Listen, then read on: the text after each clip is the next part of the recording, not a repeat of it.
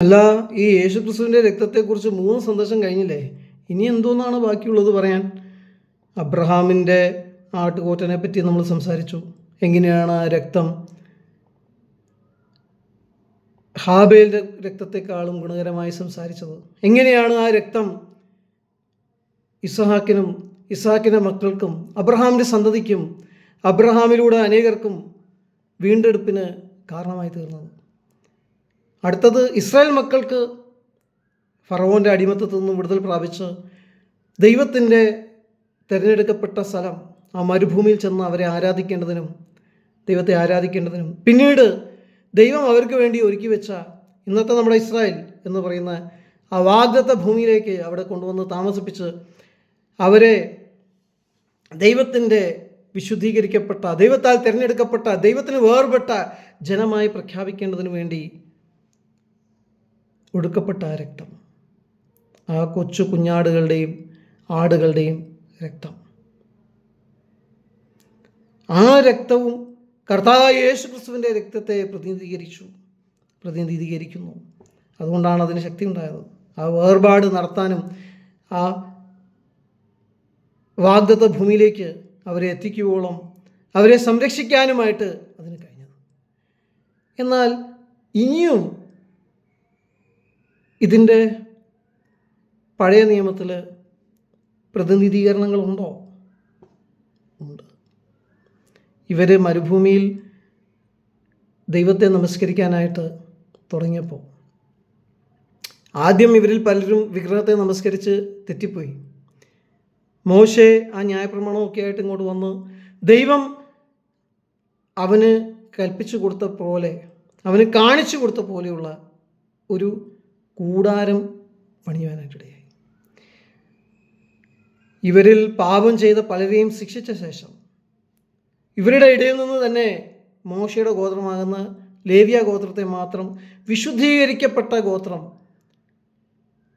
ദൈവത്തെ പ്രതിനിധീകരിക്കാൻ വേണ്ടി തിരഞ്ഞെടുക്കപ്പെട്ട ഗോത്രമായി പ്രഖ്യാപിച്ചുകൊണ്ട് അവർ യഹോവയുടെ പക്ഷത്ത് നിന്നു.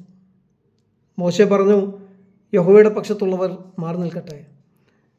അന്ന് യഹോവയുടെ പക്ഷത്ത് ബാക്കിയുള്ളവർക്ക് നിൽക്കാൻ കഴിഞ്ഞില്ല. എന്നാൽ ലേവ്യ ഗോത്രത്തിലുള്ളവർ അവർ യഹോവയുടെ പക്ഷത്ത് നിന്നു. ആ യഹോവയുടെ പക്ഷത്ത് നിന്ന് അവർ പുരോഹിതവർഗവും ബാക്കിയുള്ളവർ കേവലം ദൈവത്തിൻ്റെ ജനവുമായി മാറ്റപ്പെട്ടു. അവർ തിരഞ്ഞെടുക്കപ്പെട്ടവരുടെ ഇടയിൽ ഒരു തിരഞ്ഞെടുപ്പ് അവിടെ നടന്നു കഴിഞ്ഞു. ആ തിരഞ്ഞെടുപ്പ് നടന്ന ശേഷം ദൈവം മോശയ്ക്ക് കാണിച്ചു കൊടുത്ത പ്രകാരം അതേ ആകാരത്തിൽ മോശെ ഒരു കൂടാരം തീർത്തു.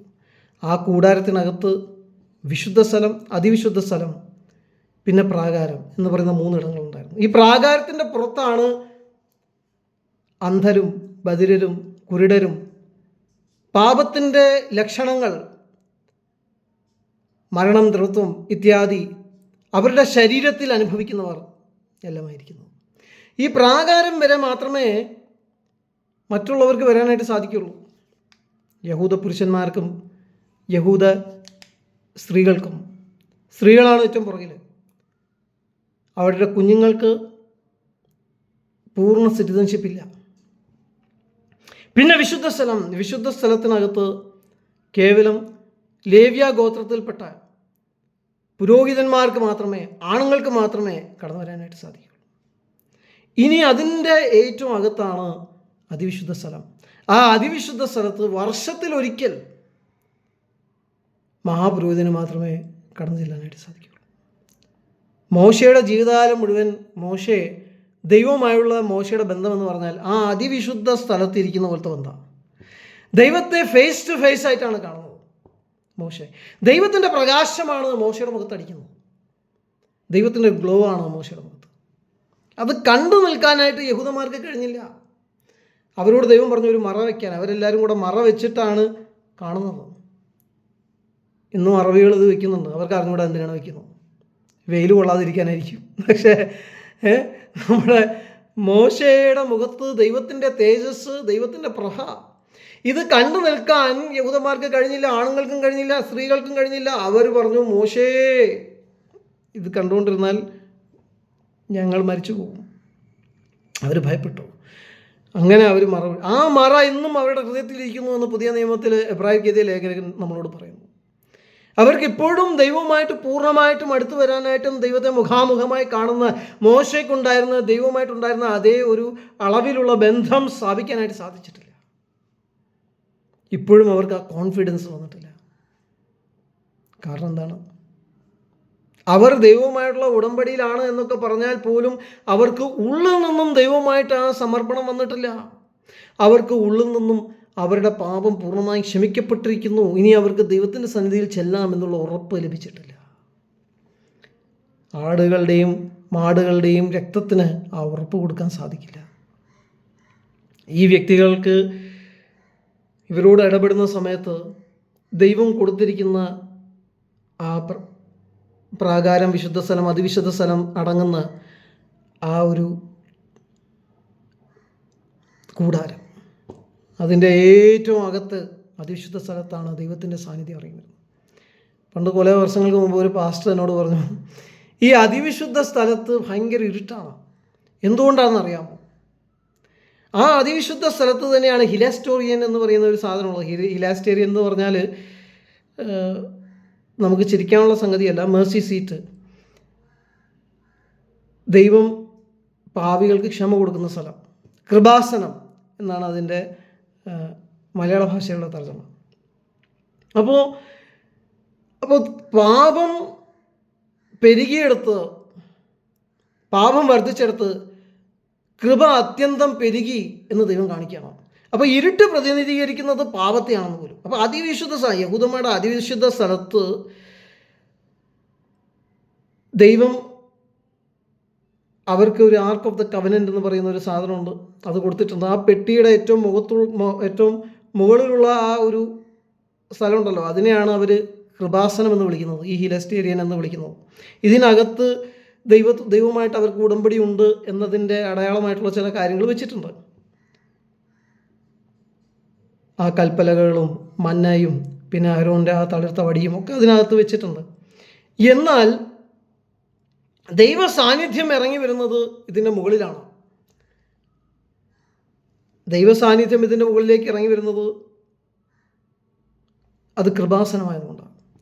അപ്പോൾ ഈ ഇരുട്ട് പ്രതിനിധീകരിക്കുന്നത് പാപത്തെയും ഈ കൃപാസനം പ്രതിനിധീകരിക്കുന്നത് കൃപയെയും. അങ്ങനെ പാപം വർദ്ധിച്ചപ്പോൾ കൃപ അതിനേക്കാളും വർദ്ധിച്ചു. ദൈവം നമ്മുടെ പാപങ്ങൾ ക്ഷമിക്കാൻ തയ്യാറായി. റോമർക്ക് എഴുതിയ ലേഖനം 5-ാം അധ്യായത്തിൻ്റെ ഒരു വ്യാഖ്യാനം. ഞാൻ ഉടനെ എബ്രായർക്ക് എഴുതിയ ലേഖനം 9-ാം അധ്യായത്തിലേക്ക് അദ്ദേഹത്തെ കൊണ്ടുപോയി. അത് വെച്ചിട്ട് ഞാൻ അദ്ദേഹത്തിന് പറഞ്ഞു കൊടുത്തു, അതിവിശുദ്ധ സ്ഥലത്ത് പാപം ഒട്ടുമില്ല. പാപം എന്ന് പറയുന്ന സാധനം അതിവിശുദ്ധ സ്ഥലത്ത് വരാൻ പറ്റില്ല. എന്നാൽ അവിടെ ഇരുട്ടുണ്ട്. കാരണം ഈ അതിവിശുദ്ധ സ്ഥലത്തെ കവർ ചെയ്യാനായിട്ട് ഒരു കർട്ടൻ അവിടെ വെച്ചിട്ടുണ്ട്. ആ ഇരുട്ട് എന്ന് പറയുന്നത് ദൈവത്തെക്കുറിച്ചുള്ള അജ്ഞാനത്തെയും ദൈവവുമായിട്ട് യഹൂദന്മാർക്ക് ഇപ്പോഴും പൂർണ്ണമായിട്ട് അകത്തുനിന്ന് ബന്ധപ്പെടാനായിട്ട് സാധിക്കുന്നില്ല എന്നതിനെയും, അതിവിശുദ്ധ സ്ഥലത്തിലേക്കുള്ള ആ വഴി യേശുക്രിസ്തുവിൻ്റെ മരണത്തിൽ കൂടെ അവൻ്റെ ആ ശരീരമാകുന്ന കർട്ടനിൽ കൂടെ തുറക്കപ്പെടാൻ പോകുന്ന ആ വഴിയെക്കുറിച്ച് അവർക്ക് തിരിച്ചറിവില്ല എന്നതിൻ്റെ ഒരു സാക്ഷ്യമായിട്ടാണ് അവിടെ ആ കർട്ടൻ ഇരിക്കുന്നത്. അല്ലാതെ അതിവിശുദ്ധ സ്ഥലത്ത് പാപം കൂടുതലായിട്ടുള്ളത് കൊണ്ടൊന്നുമല്ല. പക്ഷേ അവിടെ ഇരുട്ടുണ്ട്. ആ ഇരുട്ട് എന്തുകൊണ്ടാണ്? ദൈവത്തെക്കുറിച്ചുള്ള പൊതുജനത്തിൻ്റെ അജ്ഞാനത്തെ ഒരു ഭാഗത്ത് അത് പ്രതിനിധീകരിക്കുമ്പോൾ മറുഭാഗത്ത് അത് പ്രതിനിധീകരിക്കുന്നത് വാസ്തവത്തിൽ ദൈവമാണ് യഹൂദന്മാരുടെ വെളിച്ചം. അവിടെ നമ്മൾ ആർട്ടിഫിഷ്യൽ ആയിട്ടുള്ളൊരു ലൈറ്റ് കൊണ്ടുപോകേണ്ട കാര്യമില്ല.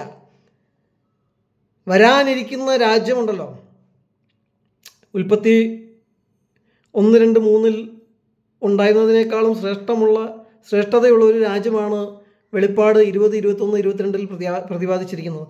ആ രാജ്യം വരുമ്പോൾ അതിൻ്റെ അകത്ത് വെളിച്ചമായിട്ടിരിക്കുന്ന ആരാണ്? അവിടെ ഒരു ലൈറ്റ് ബൾബോ സൂര്യനോ ചന്ദ്രനോ ഒന്നും ഉണ്ടാവില്ല. യഹോവയാണ് അവിടുത്തെ വെളിച്ചം. യഹോവയുടെ പുത്രനായ യേശു ക്രിസ്തുവാണ് അവിടുത്തെ വെളിച്ചം. അതാണോ ഈ അതിവിശുദ്ധ സ്ഥലത്ത്. അപ്പോൾ ഈ അതിവിശുദ്ധ സ്ഥലത്ത് ഇന്ന് ഇരുട്ട് ഇരിക്കുന്നു എന്ന് നമ്മൾ പറയുമ്പോൾ അത് വാസ്തവത്തിൽ പാപത്തെയല്ല പ്രതിനിധീകരിക്കുന്നത്. യഹൂദന്മാർക്ക് ദൈവമല്ലാതെ വേറൊരു വെളിച്ചമില്ല എന്നതിനെയാണ് പ്രതിനിധീകരിക്കുന്നത്. ഇന്ന് അവർ ദൈവവുമായുള്ള ബന്ധത്തിൽ, എന്ന് വെച്ചാൽ ഈ കൂടാരം നിലനിൽക്കുന്ന കാലത്തോളം അവർ ദൈവവുമായുള്ള ബന്ധത്തിൽ ഇപ്പോഴും പൂർണ്ണ ജ്ഞാനം പ്രാപിച്ചിട്ടില്ല. ദൈവത്തെ മുഖാമുഖമായി മോശെ കണ്ടതുപോലെയുള്ള ഒരു അവസ്ഥയിലേക്ക് എത്തിയിട്ടില്ല എന്നതാണ് അത് അവർക്ക് പ്രതിനിധീകരിക്കുന്നത്. അപ്പോൾ ഇത് ഞാനൊരു സൈഡ് ഡിഷായിട്ട് നിങ്ങൾക്ക് പറഞ്ഞു തന്നേ ഉള്ളൂ. കാരണം ഇനി ഞാൻ പറയാൻ പോകുന്ന കാര്യമാണ് ഏറ്റവും പ്രധാനപ്പെട്ട കാര്യം. ആ അതിവിശുദ്ധ സ്ഥലത്തേക്ക് ആ മഹാപുരോഹിതന് യഹൂദന്മാരുടെ ഈ പുരോഹിതന്മാരുടെ ഇടയിൽ നിന്ന് തിരഞ്ഞെടുക്കപ്പെട്ട ഒരു വ്യക്തിക്ക് വർഷത്തിലൊരിക്കൽ മാത്രമേ പോകാനായിട്ട് സാധിക്കുള്ളൂ. അപ്പം ഞാൻ പറഞ്ഞില്ലേ, ഏറ്റവും പുറത്ത് യഹൂദന്മാരുടെ ആ പട്ടണത്തിൻ്റെ ഏറ്റവും പുറത്തിരിക്കുന്നത് ലെപ്പേഴ്സ് അഥവാ കുഷ്ഠരോഗമുള്ളവർ, പിന്നെ അന്ധർ, കുരുടർ, ബധിരർ, വികലാംഗർ, പല രീതിയിലുള്ളവർ ഒക്കെ പുറത്താണ്. ആലയത്തിൻ്റെ അടുത്തുപോലും അവർക്ക് അടുക്കാനായിട്ട് സാധിക്കില്ല. കാരണം പാപത്തിൻ്റെ ശിക്ഷയായി വന്നിരിക്കുന്ന ശാപത്തിൻ്റെയും ആ ശാപത്തിൽ ഉള്ള മരണത്തിൻ്റെയും ദ്രവത്വത്തിൻ്റെയും അടയാളം അവരുടെ ശരീരത്തിൽ ഈ വ്യക്തികൾ വഹിച്ചുകൊണ്ടിരിക്കുക. അതുകൊണ്ട് അവരൊക്കെ പുറത്താണ്, പ്രാകാരത്തിനും പുറത്താണ്. ഈ പ്രാകാരം വരെ മാത്രമേ സ്ത്രീകൾക്കും പുരുഷന്മാർക്കും, അവർ യഹൂദന്മാരാണെങ്കിൽ കടന്നു വരാനായിട്ട് സാധിക്കുള്ളൂ. കുഞ്ഞുങ്ങൾക്ക് പോലും സാധിക്കില്ല. ഇതിൻ്റെ അകത്ത് വിശുദ്ധ സ്ഥലത്ത് കേവലം പുരുഷന്മാർ മാത്രമേ കടന്നു പോകാനായിട്ട് സാധിക്കുള്ളൂ. അതും ഒരു പ്രത്യേക ഗോത്രത്തിൽപ്പെട്ട തിരഞ്ഞെടുക്കപ്പെട്ട ആ ഗോത്രം, ദൈവത്തെ തിരഞ്ഞെടുത്ത ആ ഗോത്രം, മോശയുടെ ഗോത്രം. യഹോവയുടെ പക്ഷത്ത് ഉള്ളവൻ മാറി നിൽക്കട്ടെ എന്ന് മോശെ അന്ന് ചോദിച്ചപ്പോൾ മാറി നിന്ന ആ ഗോത്രം, ആ ഗോത്രത്തിലെ പുരുഷന്മാർക്ക്, പുരോഹിതന്മാർക്ക് മാത്രമേ വിശുദ്ധന്മാരായി പ്രഖ്യാപിക്കപ്പെട്ട് നിൽക്കാനായിട്ട് ശുശ്രൂഷ ചെയ്യാനായിട്ട് സാധിക്കുള്ളൂ. അവർ മാത്രമേ ഉള്ളൂ വാസ്തവത്തിൽ വിശുദ്ധന്മാർ യഹൂദന്മാരുടെ ഇടയിൽ. ഇനി ഈ വിശുദ്ധന്മാരുടെ ഇടയിൽ നിന്ന് ഒരു വിശുദ്ധനെ അവർ തിരഞ്ഞെടുക്കണം. ആ വിശുദ്ധൻ ആരാണ്? അവരുടെ മഹാപുരോഹിതൻ. ആ മഹാപുരോഹിതന് വർഷത്തിലൊരിക്കൽ മാത്രമേ, അവൻ മോശെ ഡെയിലി ദൈവത്തെ മുഖാമുഖമായി കണ്ടുകൊണ്ടിരുന്ന ആ അവസ്ഥയിൽ വർഷത്തിലൊരിക്കൽ മുഖാമുഖമായിട്ടൊന്നും കാണാൻ പോകുന്നില്ല. കാരണം എന്താണ്? അവിടെ ഫുൾ ഇരുട്ടാണ്. കാരണം മുഖാമുഖമായിട്ട് കാണാനുള്ള രീതിയിലുള്ള ഒരു അവസ്ഥയിലല്ല ഈ മഹാപുരോഹിതൻ ഇരിക്കുന്നത്. അവൻ അകത്തോട്ട് കയറി ചെല്ലുന്ന സമയത്ത് ജനത്തിൻ്റെ പാപത്തിന് വേണ്ടിയും പുരോഹിതന്മാരുടെ പാപത്തിന് വേണ്ടിയും അവൻ്റെ സ്വന്തം പാപത്തിന് വേണ്ടിയുള്ള രക്തം പല രീതിയിലുള്ള ആനിമൽസ് അതിനു വേണ്ടി പ്രിസ്ക്രൈബ് ചെയ്തിട്ടുണ്ട്. അവരുടെയൊക്കെ രക്തവും കൊണ്ടാണ് അവൻ ഏറ്റവും അകത്ത് ആ അതിവിശുദ്ധ സ്ഥലത്തേക്ക് പോകുന്നത്. വളരെയധികം ഭയത്തോടെ വിറയലോടെയാണ് അവൻ ആ ദൈവത്തിൻ്റെ സാന്നിധ്യത്തിലേക്ക് പോകുന്നത്. കാരണം അവൻ്റെ അകത്ത് ദൈവത്തിന് എന്തെങ്കിലും ഇഷ്ടമില്ലാതായാൽ, ഏതെങ്കിലും കാരണമായിരിക്കും, നമുക്കറിയില്ല, അത് ദൈവത്തിൻ്റെ കാരണങ്ങൾ, എന്തെങ്കിലും അനിഷ്ടം അവനോട് ദൈവത്തിന് തോന്നിയാൽ മനസ്സാക്ഷിയോടുള്ള ബന്ധത്തിലാകാം, ദൈവം അവനെ ചിലപ്പോൾ കൊല്ലും. ദൈവത്തിൻ്റെ സാന്നിധ്യത്തിൽ അവന് നിൽക്കാൻ കഴിയില്ല. അവൻ മരിച്ചു പോയാൽ അവൻ്റെ ജീവിതം അതോടെ തീരും. പിന്നെ അടുത്ത മഹാപുരോഹിതനെ ഇവർ തിരഞ്ഞെടുക്കണം. ഇനി അവൻ ഈ ശുശ്രൂഷ ചെയ്തുകൊണ്ടിരിക്കുന്ന സമയത്ത് പുറത്തുള്ളവർക്ക് അറിയാൻ കഴിയണ്ടേ ആൾ ജീവനോടുണ്ടെന്ന്? അതിനു വേണ്ടി അവൻ്റെ ശരീരത്തിൽ മുഴുവനും മാതള നാരങ്ങയും കുറേ ബെല്ലും ഒക്കെ വെച്ചിരിക്കുക. ഈ മാതള നാരങ്ങയും ബെല്ലും ഇങ്ങനെ ഇടിക്കുന്ന സമയത്ത് ഒരു ശബ്ദം ഉണ്ടാവുമല്ലോ, ഇയാൾ ശുശ്രൂഷ ചെയ്തുകൊണ്ടിരിക്കുകയാണ്, ആൾ ജീവനോടുണ്ട്. ജീവനോടെ ഇല്ല, ഈ ശബ്ദം നിന്നു എന്ന് കണ്ടു കഴിഞ്ഞാൽ വലിയൊരു കയറ് പുറത്തേക്ക് വലിച്ചിട്ടിട്ടുണ്ട്. ആ കയറ് വലിച്ചിട്ട് ഇയാളുടെ ഡെഡ് ബോഡി പുറത്തേക്ക്, അതിൻ്റെ ഉള്ളിലേക്ക് കയറി പോകാൻ ആർക്കും അനുവാദമില്ല അതിവിശുദ്ധ സ്ഥലത്തേക്ക്. അപ്പോൾ അങ്ങനെയുള്ള ആ ദൈവ സാന്നിധ്യം, അവിടെ ദൈവത്തിൻ്റെ സാന്നിധ്യം വരുന്നു എന്നാണ് യഹൂദന്മാർ വിശ്വസിക്കുന്നത്. അവിടെയാണ് ദൈവം പാപങ്ങളെ ക്ഷമിക്കുന്നത് എന്നാണ് വിശ്വസിക്കുന്നത്. ആ പാപങ്ങളെ ദൈവം ക്ഷമിക്കുന്നത് എന്തിൻ്റെ അടിസ്ഥാനത്തിലാണ്? ആ മൃഗങ്ങളെ ബലിയാക്കിയല്ലോ, ആ ബലിയാക്കിയ മൃഗങ്ങളുടെ രക്തത്തിൻ്റെ അടിസ്ഥാനത്തിലാണ്. ഈ രക്തമെല്ലാം പ്രതിനിധീകരിക്കുന്നത് ഏത് രക്തത്തെയാണ്? കർത്താവായ യേശു ക്രിസ്തുവിൻ്റെ രക്തത്തെയാണ്. അപ്പോൾ ചിലരെന്നോട് ചോദിക്കാറുണ്ട്, എന്തുകൊണ്ടാണ് മൃഗങ്ങളുടെ രക്തം ദൈവം സ്വീകരിച്ചത്? എടോ, മൃഗങ്ങൾക്ക് പാപബോധമില്ല, അതുകൊണ്ടാണ്. മനുഷ്യർക്ക് എന്തുണ്ട്? മനസാക്ഷിയുണ്ട്, കുറ്റബോധമുണ്ട്, പാപബോധമുണ്ട്, കുറ്റമുള്ള മനസാക്ഷിയുണ്ട്, മനസാക്ഷി കുത്തുണ്ട്, അല്ലേ? ഗിൽറ്റി കോൺഷ്യൻസ് ഉണ്ട്. എന്നാൽ മൃഗങ്ങൾക്ക് ശരിയും തെറ്റും എന്താണെന്ന് അറിഞ്ഞില്ല, ഒരു വസ്ത്രം പോലും എടുക്കാറില്ല. അങ്ങനെയുള്ളവർക്ക് എന്തില്ല? പാപബോധമില്ല. അവർക്ക് ന്യായപ്രമാണം മനസ്സിലാക്കാനുള്ള കഴിവില്ല, അവർക്ക് പാപബോധമില്ല. അപ്പോൾ പാപബോധം ഇല്ലാത്തത് കൊണ്ട് ദൈവം അവരെ ഇന്നൊസെൻ്റ് ആയിട്ട് പ്രഖ്യാപിച്ചിരിക്കുക. ഇന്ന് നമ്മൾ കൊന്നു തിന്നുന്നതും അന്ന് അവർ ഈ ശുശ്രൂഷയുടെ ഭാഗമായി അറുത്ത് ഇല്ലാതാക്കിയതുമായ എല്ലാ മൃഗങ്ങളും വരാനിരിക്കുന്ന രാജ്യത്തിൽ ഉണ്ടാവും, ജീവനോടുണ്ടാവും. അതാണ് യെശയ്യാവ് 9:11 സൂക്ഷ്മതയോടെ വായിച്ചാൽ നിങ്ങൾക്ക് മനസ്സിലാക്കാനായിട്ട് സാധിക്കും. കാരണം ദൈവം ഈ പ്രപഞ്ചത്തെ മുഴുവൻ വീണ്ടെടുക്കുമ്പോൾ മനുഷ്യരെ മാത്രമല്ല വീണ്ടെടുക്കുന്നത്, അന്ന് മൃഗങ്ങളും ഉണ്ടാവും. പക്ഷെ മൃഗങ്ങൾ അന്ന് തമ്മിൽ ദ്രോഹിക്കില്ല, മനുഷ്യരെയും ദ്രോഹിക്കില്ല, അഹിംസാവാദികളായിരിക്കും. അവിടെ മരണമില്ലല്ലോ, പിന്നെ ചത്തുപോയൊരു മീനോ മാംസമോ കഴിക്കാനായിട്ട് നമുക്ക് സാധിക്കുമോ? അവർക്ക് സാധിക്കുമോ? മരണമില്ലാത്ത അനന്തമായ ജീവനും സ്നേഹവും വ്യാപരിക്കുന്ന ഒരു രാജ്യമായിരിക്കും അത്. അപ്പോൾ അതിലേക്കാണ് ദൈവം നടത്തുന്നത് എല്ലാവരെയും, എല്ലാറ്റിനെയും. അങ്ങനെ ദൈവം നടത്തിക്കൊണ്ടിരിക്കുമ്പോൾ അതിൻ്റെ ഇടയ്ക്കുള്ള ഒരു സംഗതിയാണ് ഈ യഹൂദന്മാർക്ക് ദൈവം കൊടുത്തിരിക്കുന്ന ആലയം. ആ യഹൂദന്മാരുടെ ആലയം വരുന്നതിന് മുമ്പുള്ള സംഗതിയാണ് ഈ കൂടാരം. ഈ കൂടാരമാണ് പിന്നീട് ആലയമായിട്ട് തീരാൻ പോകുന്നത്. ആ ആലയത്തിനകത്ത് ദൈവത്തിൻ്റെ സാന്നിധ്യം ഇറങ്ങി വരും, ഈ കൂടാരത്തിനകത്ത് വന്നുകൊണ്ടിരുന്നത് പോലെ. പക്ഷെ ആ ആലയത്തിനകത്ത് ദൈവത്തിൻ്റെ സാന്നിധ്യം ഇറങ്ങി വരുമ്പോൾ അവിടെയുള്ള പുരോഹിതന്മാർക്ക് നിൽക്കാൻ കഴിയില്ല, ശുശ്രൂഷിക്കാൻ കഴിയില്ല. അതുപോലെ ശക്തിയുള്ള ദൈവത്തിൻ്റെ സാന്നിധ്യമാണ് ഇറങ്ങി വരാൻ പോകുന്നത്. ഇതൊക്കെ വരുന്നത് എന്തിൻ്റെ അടിസ്ഥാനത്തിലാണ്? ആ രക്തത്തിൻ്റെ അടിസ്ഥാനത്തിലാണ്. കാരണം പാപം മൂലം ദൈവത്തിന് മനുഷ്യൻ്റെ അടുക്കലേക്ക് വരാൻ കഴിയില്ല. വന്ന അപ്പം നമ്മൾ കത്തി ചാമ്പലായി പോകും. അതാണ് കാര്യം.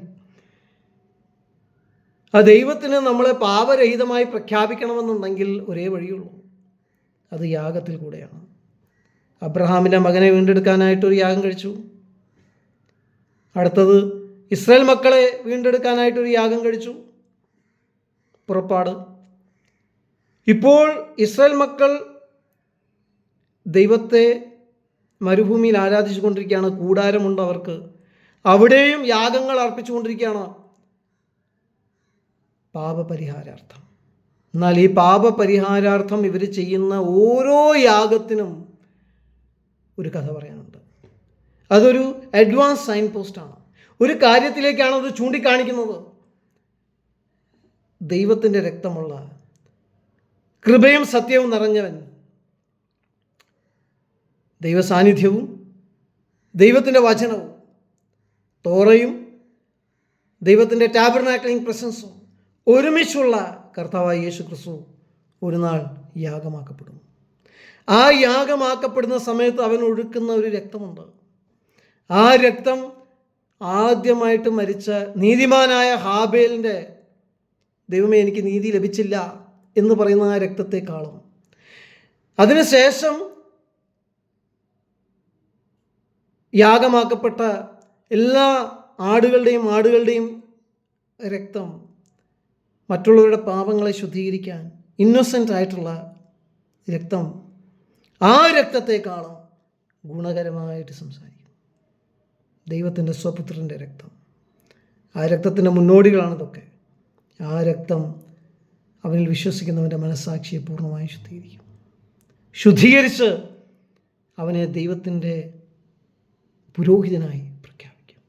അന്നത്തെ ആ മഹാപുരോഹിതന്മാർക്ക് ലഭിച്ചിരുന്ന ആ വെളിച്ചമാണ്, അല്ലെങ്കിൽ അതിനേക്കാളും കൂടുതൽ വെളിച്ചമാണ് ഇന്നത്തെ നിങ്ങൾക്കും എനിക്കും ലഭിക്കാൻ പോകുന്നത്. അപ്പോൾ നമുക്ക് ലഭിച്ചിരിക്കുന്ന ഉടമ്പടിയും, നമുക്ക് ലഭിച്ചിരിക്കുന്ന മഹാപുരോഹിതനും, നമുക്ക് ലഭിച്ചിരിക്കുന്ന അനുഗ്രഹവും, നമുക്ക് ലഭിച്ചിരിക്കുന്ന വാഗ്ദത്തങ്ങളും പഴയ നിയമത്തിൽ മോശയോടുകൂടെ ദൈവം വിടുവിച്ചു കൊണ്ടുവന്ന ഇസ്രായേൽ മക്കൾക്ക് ലഭിച്ചിരുന്നതിനേക്കാളും എത്രയോ അധികമാണ്, എത്രയോ മേന്മയുള്ളതാണ് എന്ന് നമുക്ക് മനസ്സിലാക്കാനായിട്ട് സാധിക്കും. അതാണ് എബ്രായർക്ക് എഴുതിയ ലേഖകൻ ആ മുഴുവൻ ലേഖനത്തിലും പറയുന്നത്. നമുക്ക് ലഭിച്ചിരിക്കുന്ന ദൈവമായി നമുക്ക് ലഭിച്ചിരിക്കുന്ന ഉടമ്പടി ബന്ധം അവർക്ക് ലഭിച്ചിരുന്ന ഉടമ്പടി ബന്ധത്തെക്കാളും മാന്യതയുള്ളതാണ്. അവരുടെ മഹാപുരോഹിതന്മാരെക്കാളും ഒക്കെ എത്രയോ വലിയ ശ്രേഷ്ഠ മഹാപുരോഹിതനാണ് നമ്മുടെ കർത്താവായ യേശു ക്രിസ്തു. അവരുടെ പുരോഹിതന്മാർക്ക് ലഭിച്ച വെളിച്ചത്തെക്കാളും എത്രയോ അധികം വെളിച്ചമാണ് നമുക്ക് ലഭിക്കാൻ പോകുന്നത്. അവരുടെ മഹാപുരോഹിതൻ എവിടെ നിന്നോ അവിടെയാണ് നമ്മൾ ഓരോ ദിവസവും നിൽക്കുന്നത്. അവിടെ മാത്രമല്ല, അതിനേക്കാളും വലിയ യഥാർത്ഥ സ്വർഗത്തിൽ യെശയ്യാവൊക്കെ ദൈവത്തിൻ്റെ മുഖം കണ്ടു നിന്ന്, അയ്യോ ഞാൻ അശുദ്ധിയുള്ള മനുഷ്യരുടെ ഇടയിൽ താമസിക്കുന്ന അശുദ്ധിയുള്ള ഒരു മനുഷ്യനാണ് എന്ന് വളരെ ശുദ്ധിയോടെ ജീവിച്ചിരുന്ന യെശയ്യാവ് അറിയാതെ പറഞ്ഞു പോയ ആ ഒരു സ്ഥലത്ത് നിരന്തരമായി നിൽക്കാനുള്ള അവകാശമാണ് ദൈവം നമുക്ക് തന്നിരിക്കുന്നത്. എത്രയോ വലിയ ശ്രേഷ്ഠകരമായ ഒരു പദവിയാണ് ആത്മീയമായിട്ട് ദൈവം യേശുക്രിസ്തുവിൻ്റെ രക്തം മുഖാന്തരം പാപമോചനം പ്രാപിച്ച ഓരോ വ്യക്തിക്കും തരുന്നത്. അതുകൊണ്ട് ഈ രക്ഷ കളയരുത്. ഇതിന് വളരെയധികം വിലയുണ്ട്. ആ വില നമ്മൾ അവസാനത്തേതിലേ തിരിച്ചറിയുള്ളൂ. പക്ഷെ ഓരോ ദിവസവും അതിൻ്റെ വില തിരിച്ചറിയുന്ന വ്യക്തികൾക്കായി ഞാൻ ദൈവത്തെ മഹത്വപ്പെടുത്തും.